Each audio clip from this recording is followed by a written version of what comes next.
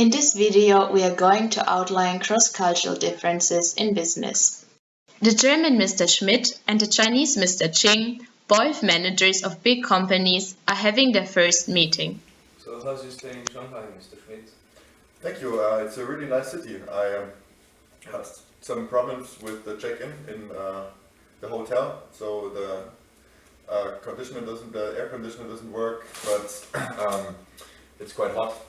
But anyway, I didn't have much time yet to visit the city, but well, I'm not here for doing sightseeing, I'm here for business. So I just have a couple of questions to It's nice to hear that you like our country.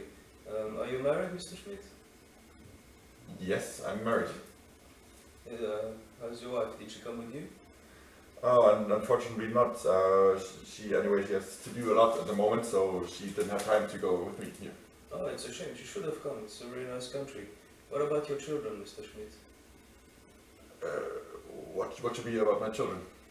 So, Just to get to know you. I have 2 children, and yes, they are at home. So, because I'm now here to start with our negotiation to the contract. So. In this conversation went a lot wrong. What were the main cultural differences the business partners were facing?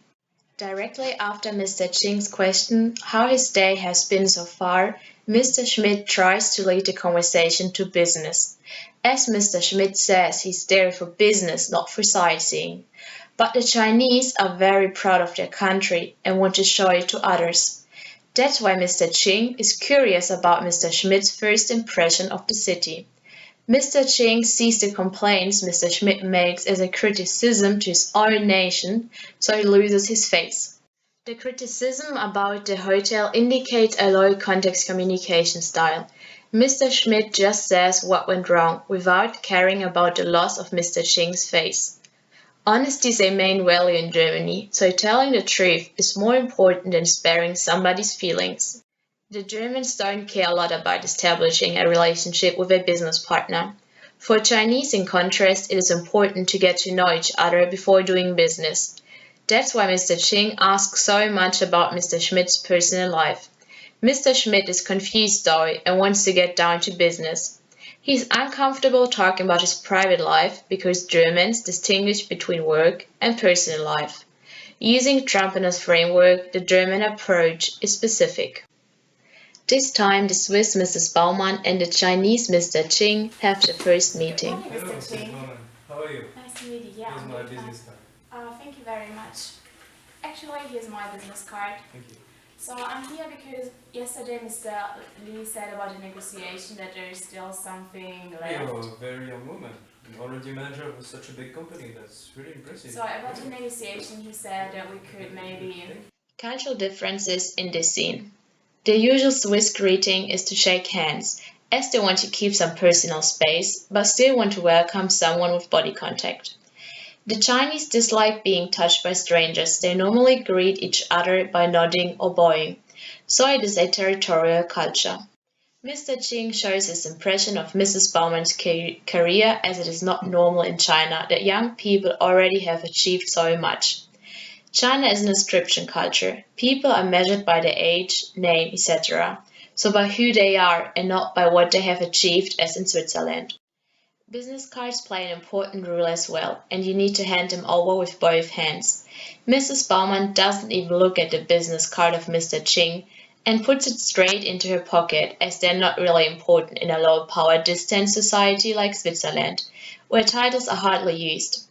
For a Chinese, this behavior is very rude. The German Mr. Müller and the Spanish Mrs. Garcia have scheduled a meeting for 3 p.m.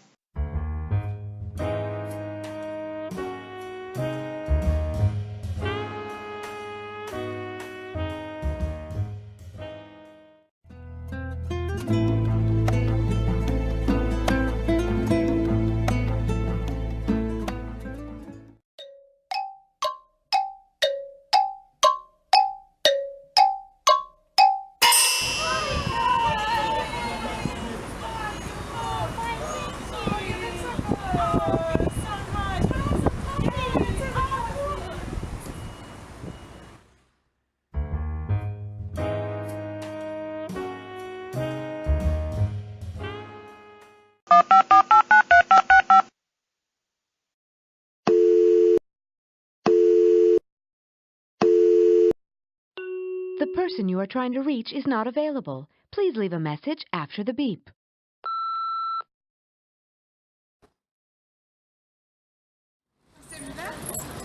Hello. How are you? Nice to meet you. Yeah. The German society has a monochronic understanding of time. For Germans, time is a resource that can be divided and that can run out. Punctuality is very important, and being late is often considered as unpolite. In addition, Germans do only one thing at a time and finish it before starting with another task. Being a monochronic culture, Germans are tied to the timing of doing a task and have a very high value of money, as time is more absolute. In the German culture, the expression "time is money" denotes the relationship of time and how it has a value that extends to tangible wealth. Mr. Müller seems to be annoyed by the delay of Mrs. Garcia, as he cannot imagine anything more important than this meeting. Referring to Trumpena, Spain is a typical country for a synchronic society. Time is seen as a cycle and cannot be influenced by someone, as it's part of the nature. Several tasks can be completed at the same time, and people focus on spontaneous actions, as plans change often and quickly. A Spanish person usually honors a relationship before the absolute time of the clock. That is the reason why Mrs. Garcia first takes a coffee with her friend instead of worrying about being punctual for the meeting. We really hope you enjoyed watching our video and we could outline cross-cultural differences in business for you.